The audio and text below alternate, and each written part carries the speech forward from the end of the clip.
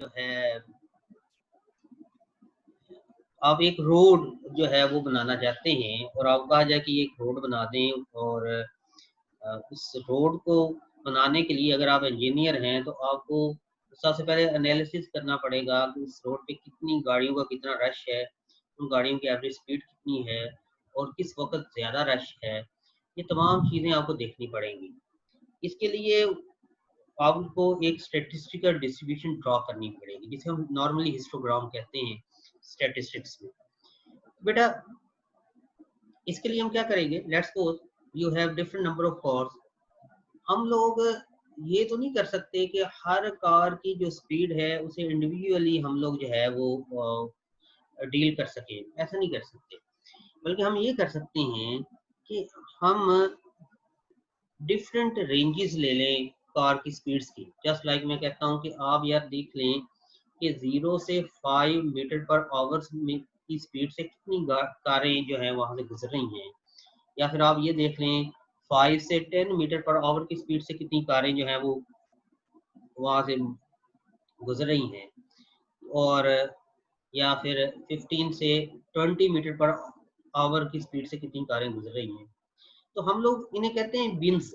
कि मैंने अब यहाँ पे अगर आप देखें तो मैंने एक बिन बनाया जिसकी विड्थ जो है वो 5 मीटर पर आवर है। तो इन बिन्स में के अक्रॉस में कारों की तादाद को जो है वो ड्रॉ करूँगा। मैं देखूँगा कि 0 से 5 मीटर पर आवर की कितनी कारें हैं। तो मैंने जब ड्रॉ किया तो ये जो मेरे पास बार आया, इस बार की जो हाइट है वो इस बिन में नंबर ऑफ कार्स को शो करेगी कि इस बिन में कितनी नंबर ऑफ कार्स हैं। इसी तरह अगर हम आगे चले जाएं, हम यहाँ पे देखें कि 5 से 10 मीटर पर आवर की कितनी कारें हैं। तो अगेन वी हैव अनदर बार। इस बार की जो हाइट है वो हमें बताएगी कि इस कार में, इस दिन में कार्स की तादाद कितनी है, नंबर ऑफ कार्स कितनी है, सो ऑन। 10 से 15 एंड 15 से 20, 20 से 25, सो ऑन। तो हम हर दिन में देखेंगे कारों की उस स्पेसिफिक रेंज में कारों की स्पीड क्या है। और हर दिन को शो करने के लिए हम ये नहीं कहेंगे कि भाई ये जो कारें हैं ये 0 से 5 मीटर पर सेकंड की रेंज में है, ऐसा नहीं करेंगे। बल्कि हम एक स्पेसिफिक वैल्यू असाइन कर देंगे स्पीड की किसी स्पेसिफिक दिन के लिए। जस्ट लाइक मैं मिड पॉइंट ले लेता हूँ। मैं कहता हूँ कि 0 से 5 मीटर पर आवर की जो गाड़ियां हैं इन्हें, इस बिन को मैं इसका मिड पॉइंट जो कि 2.5 मीटर पर आवर है वो असाइन कर दूंगा। अब मैं जब बात करूंगा ना कि 0 से 5 मीटर पर आवर की रेंज वाली गाड़ियों की तादाद कितनी है, तो मैं रेफरेंस पॉइंट मैंने ले लिया है इनका मिड पॉइंट 0 से 5 में 2.5 मीटर पर आवर। तो अब मैं कहूँगा कि how many cars have 2.5 metre per hour speed. हालांकि स्पीड तो उससे कम भी है, इससे ज्यादा भी है, एक रेंज है, लेकिन उस रेंज को हमने 2.5 मीटर पर आवर से हमने स्पेसिफाई कर दिया है। बेटा ये बिन जितना इसकी विड्थ कम होगी, अभी 5 मीटर पर आवर इसकी विड्थ है, जितनी इसकी विड्थ कम होती जाएगी उतना हमारे पास एक्यूरेट डाटा आता जाएगा। अब आप देखिए ना 2.5 metre per our 1 metre per our को भी शो कर रहा है, वो 4 मीटर पर आवर को भी शो कर रहा है। अगर इसकी विड्थ होती 4 मीटर पर आवर तो 2 होता, और 2 1 को भी शो करता, 2 4 को भी शो करता, तो ज्यादा बेहतर होता। अगर इसकी विड्थ होती 3 मीटर पर आवर तो जो मिड पॉइंट है 1.5 होता है, 1.5 1 को भी शो करता है, 1.5 2 को भी शो करता है। That will be a better calculation and better estimation. जैसे जैसे आप बिन की विड्थ को कम करते जाएंगे हमारा जो एक्यूरेसी है डाटा की वो बढ़ती जाएगी। अब हम क्या करेंगे, अब हम इन्हें नाम दे देंगे कि ये बिन नंबर 1 है, इसे 1, पिन नंबर 2, 3, 4, 5, 6, 7, 8, 9, 10, 11, 12, 13, ये 13 बिन है यहाँ पर। अब मैं V1 इस बिन को मैंने क्या असाइन किया था, मिड पॉइंट क्या था 2.5 मीटर पर आवर। V2 5 से 10 है तो इसका मिड पॉइंट बनेगा 7.5। और V3 जो मैंने असाइन किया है वो 10 से 15 है तो वो 12.5। और V3 इसमें V4 वो 15 से 20 है तो वो 17.5। तो ये जो V1 है, V2 है, V3 है, V4 है, किसी स्पेसिफिक बिन की रिप्रेजेंटेटिव स्पीड है जो हमने वहां पे शो की। अब बेटा हम देखेंगे कि n ऑफ V1 जब मैं लिखूंगा तो मैं कहूँगा कि पहले बिन में कितनी कारों की तादाद है जो कि इस बार की हाइट से मुझे पता चलेगी। n ऑफ V2 लिखूंगा तो दूसरे बिन में कारों की तादाद निकलेगी। n ऑफ V3 लिखूंगा तीसरे बिन में कारों की तादाद निकलेगी। n ऑफ V4 लिखूंगा चौथे बिन में कारों की तादाद निकलेगी। इसमें एक जनरल नाम दे दिया n of VI ranges from 1 to 13, तो यहाँ पे 13 बिन्स हैं। ये इससे ज्यादा भी हो सकती हैं, इनफाइनाइट भी हो सकते हैं, फाइनाइट भी हो सकते हैं। ये very large number of particles के लिए की बात हम कर रहे हैं। तो बेटा अब मैं अगर देखना चाहूँ कि टोटल नंबर ऑफ कार्स यहाँ पे कितनी हैं, तो मुझे क्या करना पड़ेगा कि जो n ऑफ V1 आया पहली बिन में कारों की तादाद, n ऑफ V2 आया दूसरे बिन में कारों की तादाद, n ऑफ V3 आया तीसरे बिन में कारों की तादाद, इन तमाम का मैं समेशन ले लूंगा। n of V1 plus n of V2 plus n of V3 plus n of V4 so on n of V13, इन सभी को मैं एड अप करूंगा तो टोटल नंबर ऑफ कार्स आएंगी जो कि यहाँ पे शो की गई है समेशन से। समेशन ओवर आए n of VI it gives total number of cars, कि वहां पे टोटल नंबर ऑफ कार्स। अब हमने इसके बाद बात करनी है कि ये जो कारों की स्पीड है इनकी एवरेज स्पीड क्या है। What is the average speed? बेटा this is a very well known fact कि हमने किसी भी चीज की जब एवरेज लेनी हो तो हम लोग बेटा उस क्वांटिटी को ऐड करते हैं और टोटल नंबर ऑफ जो वो हैं सिस्टम्स उन पर डिवाइड कर देते हैं तो एवरेज वैल्यू निकलती है। अब मैंने स्पीड की एवरेज स्पीड लेनी है तो मैं क्या करूंगा कि इस हिस्टोग्राम या स्टैटिस्टिकल डिस्ट्रीब्यूशन में जितनी भी कारें हैं तमाम कारों की स्पीड को एड अप करूंगा। वो तमाम की स्पीड जब जमा कर लूंगा तो उसे टोटल नंबर ऑफ कार्स पे डिवाइड करूंगा। This will yield the average speed of these vehicles. उनकी एवरेज स्पीड क्या है? बेटा ये एवरेज हमने कैसे कैलकुलेट करनी है कि टोटल नंबर ऑफ कार्स की जो स्पीड है उन सभी को एड अप करूं। अब हम क्या करेंगे, फर्ज किया कि मैं पहले बिन में देखता हूँ।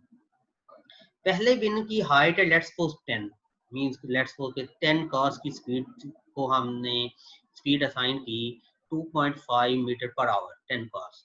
तो मैंने तमाम कारों की स्पीड पहले बिन में तमाम कारों की स्पीड को जमा करना है तो 2.5 को 10 टाइम्स एड अप करना पड़ेगा, उनका सम लेना पड़ेगा। तो क्यों ना मैं 2.5 को 10 से मल्टीप्लाई कर। 10 है n of V1, let's suppose मैंने n ऑफ V1 की जो वैल्यू यहाँ पे लिखी वो 10 है। हम इसे ऐसे लिख लेते हैं, हमारे पास वैल्यू है लेट्स सपोज कि मेरे पास वैल्यू आई बेटा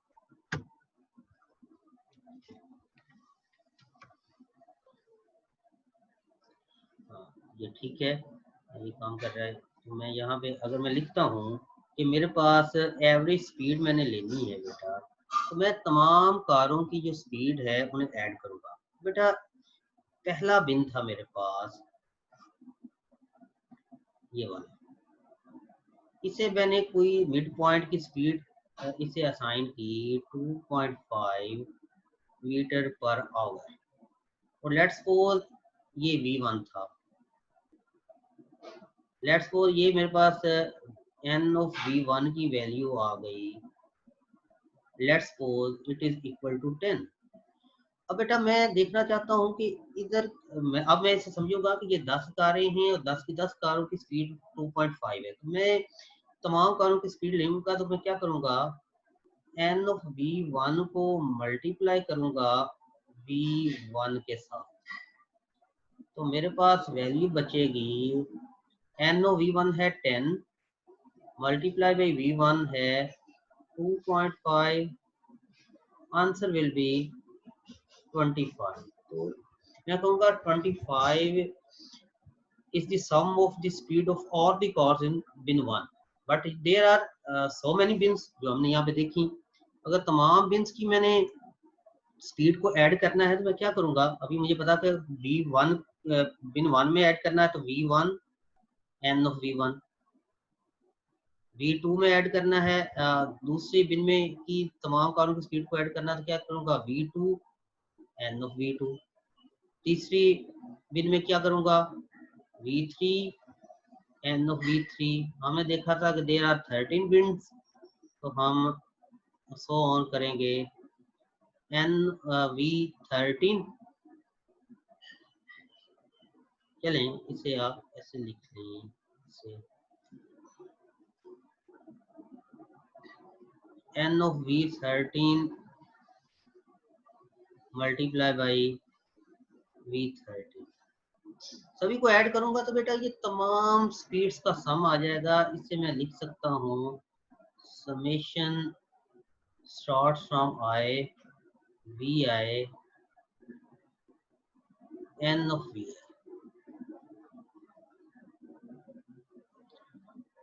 सबा परवीन है जस्ट ज्वाइंट, लेकिन बेटा जल्दी आया करें। तो ये तमाम जो डिस्ट्रीब्यूशन हम देख रहे थे, उस डिस्ट्रीब्यूशन में तमाम कारों की ये स्पीड का सम है। अब बेटा मैं एवरेज लेना चाहता हूँ, तो मैं क्या करूँगा, तमाम कारों की जो स्पीड का सम है, जिसे मैं लिख रहा हूँ summation over i vi n of vi divided by total number of cars, जो कि क्या है कैपिटल N, लिख सकते हैं। अब ये कैपिटल N की वैल्यू भी मैंने इससे पहले जो है वो लिखी है।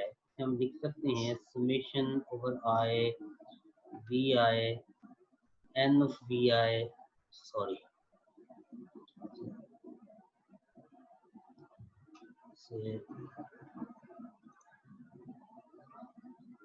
कारों की जो स्पीड है उसे मैं लिख सकता हूँ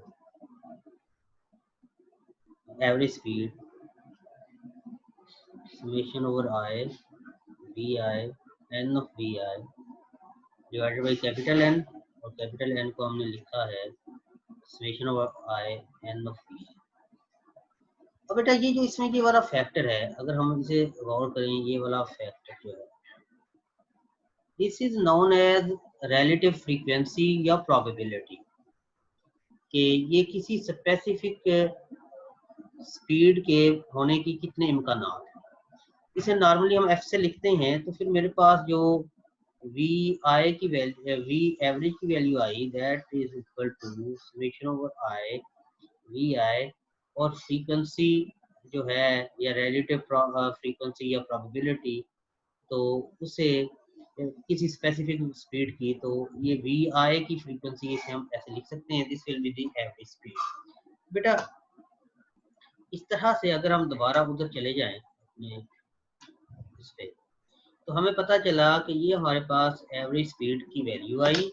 इसमें ये जो n of V I over capital N है, ये रिलेटिव फ्रीक्वेंसी है, तो फिर हमारे पास एवरेज स्पीड आई summation over i V I f of V I. बेटा ये हमारा एवरेज स्पीड है। अब है कि हमने स्क्वायर ऑफ एवरेज कैसे निकालना है। एक वैल्यू होती है जिसे हम कहते हैं रूट मीन स्क्वायर। अगर हम इसकी बात करें, रूट मीन स्क्वायर की बात करें हम, तो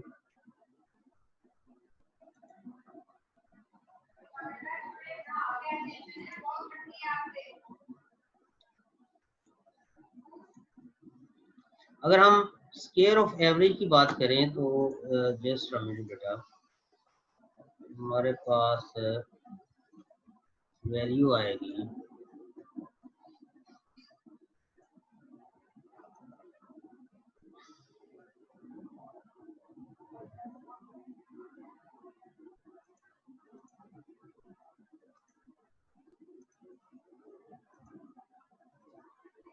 मैं स्क्रीन शेयर करना चाह रहा हूँ बेटा एक और, तो स्क्रीन यहाँ से अगर हम इस इधर देखें, रूट मीन स्क्वायर वैल्यू अगर हम लोग देखें बेटा, रूट मीन स्क्वायर वैल्यू आप इसे RMS वैल्यू कहते हैं। इसे समझिए ये है क्या बेटा, ये है root of mean square values. तो मीन इसका मतलब क्या है, इसे समझना जरूरी है, तो फिर ये आप आसानी से कर सकते हैं। सबसे पहले हम कहेंगे कि जो भी वैल्यू होगी उसका सबसे पहले हम स्क्वायर लेंगे। स्क्वायर लेने के बाद उसका हम अंडर रूट लेंगे, और अंडर रूट लेने सॉरी मीन लेंगे, और मीन लेने के बाद उसका हम अंडर रूट ले लेंगे, और ये जो वैल्यू आएगी इसे हम रूट मीन स्क्वायर वैल्यू अब अगर मैं कहूँ कि root mean square value of speed, उसकी बात करें, पहले हमने मीन वैल्यू निकाली। मीन वैल्यू कैसे निकाली है कि हमने ये वाला फार्मूला लिखा,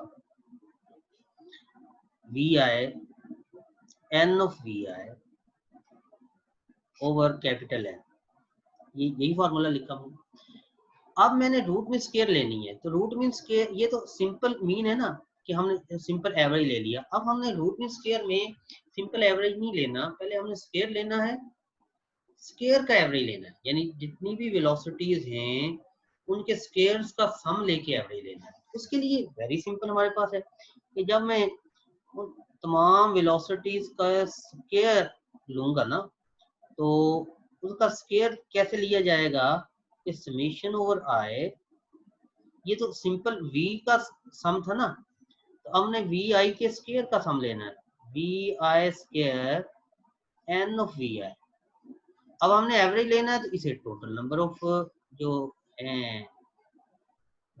मॉलिक्यूल्स या एटम्स उन पे डिवाइड कर देंगे, और अगर मैं इसका अंडर रूट लेना चाहता हूँ, लास्ट में मैं इसका अंडर रूट ले लूंगा, तो this will be equal to root mean square value, ये रूट मीन स्क्वायर वैल्यू को यील्ड करेगा। अब हम इसे देखते हैं इधर। अब देखिए कि हमारे पास ये एक सैंपल प्रॉब्लम है, कहता है कि एक group speed of group of 10 molecules, 10 molecules का जो ग्रुप है उनकी जो स्पीड डिस्ट्रीब्यूशन है वो यहाँ पर गिवन है, वो है 2 3 4 5 6 7 8 9 10 11 किलोमीटर पर सेकेंड। कहता है इनकी एवरेज स्पीड निकाल लें। तो बेटा ये तो इंतहाई आसान है। क्या है कि टोटल नंबर ऑफ मॉलिक्यूल्स हैं 10, इनकी जितनी भी स्पीड्स हैं तमाम स्पीड्स को एड अप करके टोटल नंबर ऑफ मॉलिक्यूल्स पे डिवाइड करते हैं, तो एवरेज स्पीड निकलेगी, यानी 2 3 4 5 6 7 8 9 10 11 सभी को ऐड किया और 10 पे डिवाइड कर दिया, एवरेज स्पीड निकला।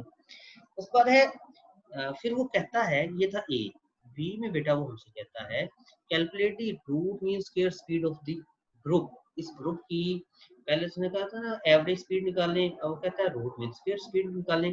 तो वही जो अभी मैं बता रहा था कि जब आपने रूट मीन स्क्वायर लेना है तो पहले आपने तमाम वेलोसिटीज का स्क्वायर लेके उनका सम लेना है। जब सिंपल एवरेज लेते हैं तो सिंपल सम ले लेते हैं ना वेलोसिटीज का, ऐसा नहीं है। तो तमाम वेलोसिटीज का स्क्वायर लेके उसका सम लेना है और फिर उसे टोटल नंबर ऑफ मॉलिक्यूल्स पे डिवाइड कर देना है। ये मेरे ख्याल में इस बुक वाले से यहाँ पे गलती हुई है, इसे आप कर सकते हैं। इसे अगर मैं व्हाइट बोर्ड पे आपको सिखाना चाहूँ तो आप ऐसे कर सकते हैं, वेयर इज व्हाइट बोर्ड, इसे आप ऐसे कर सकते हैं। आप वो कहता है कि 10 मॉलिक्यूल्स हैं, उनकी स्पीड है मेरे ख्याल 2 से स्टार्ट हो रही है, 2 3 4 5 6 7 8 9 10 11 1 2 3 4 5 6 7 8 9 10, ठीक है। बस जब आपने एवरेज लिया ना तो ये तो बड़ा सिंपल था, सभी को ऐड करो, 2 + 3 + 4 + 5 + 6 + 7 + 8 + 9 + 10 + 11 divided by total number of molecules, तो वो था 10। बेटा अगर मैं स्क्वायर लेके इसका एवरेज लूं,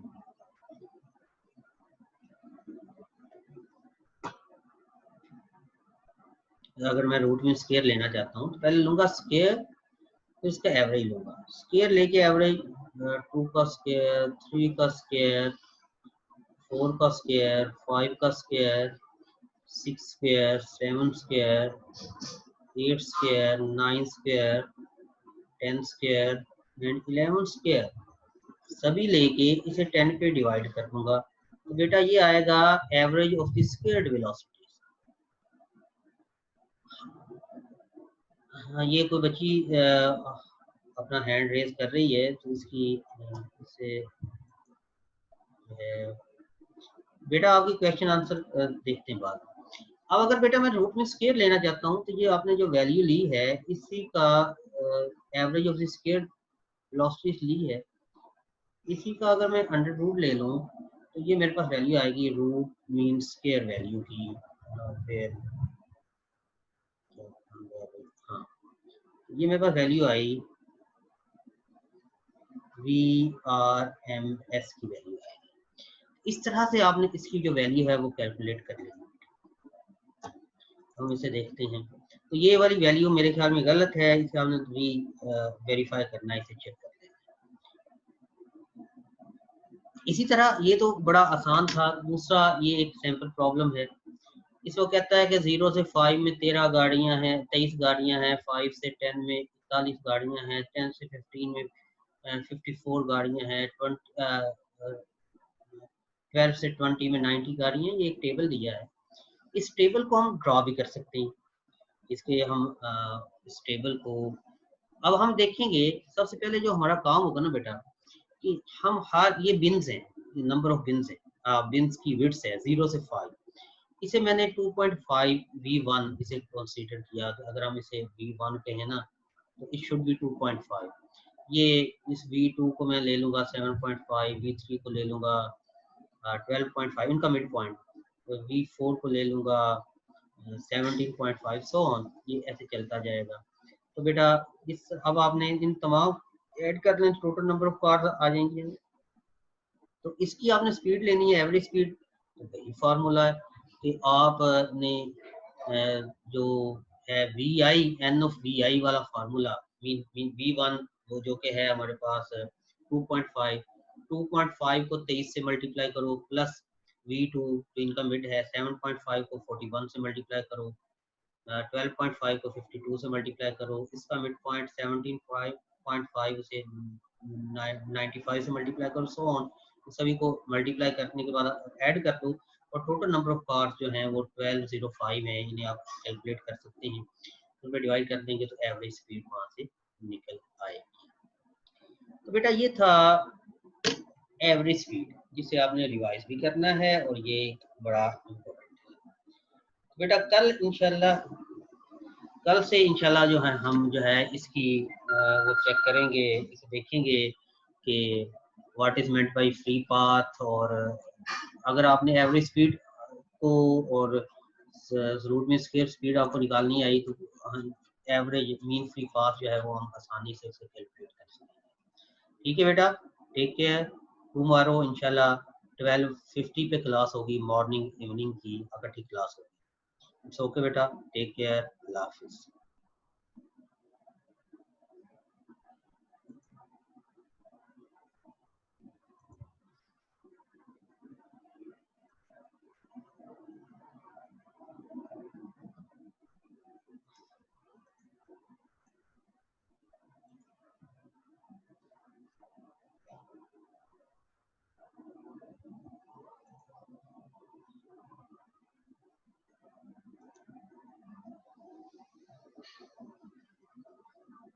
ठीक है बेटा, अल्लाह हाफिज जी, टेक केयर।